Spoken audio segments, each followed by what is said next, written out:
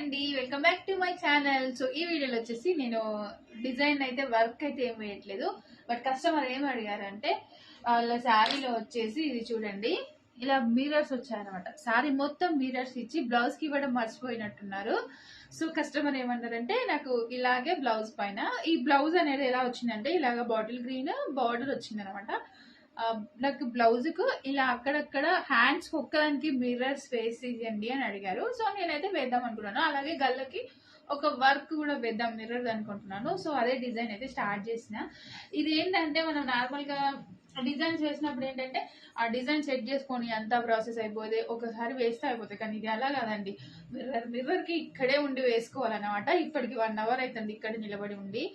ఇప్పుడు ఇంకా వర్క్ అవుతుంది. ఫస్ట్ స్టార్టింగ్ లో ఎన్ని ట్రయల్స్ వేసేయన్నా చూపిస్తాను రండి. సో మిర్రర్స్ అయితే వేస్తున్నాను అనమాట. ఇది చూడండి, ఇలాగా మిర్రర్స్ వేయడం స్టార్ట్ చేసిన. ట్రయల్స్ చూడండి ఎన్ని వేసానో, ఎందుకంటే నాకు సారీ తగ్గట్టుగా మ్యాచ్ కావాలి సైజు అండ్ మిర్రర్ అని చెప్పేసి ఫస్ట్ నా దగ్గర ఉన్న మిర్రర్ ఆప్షన్స్ అన్ని ట్రై చేస్తే లాస్ట్కి ఫైనల్కి కుదిరిందండి ఇదైతే.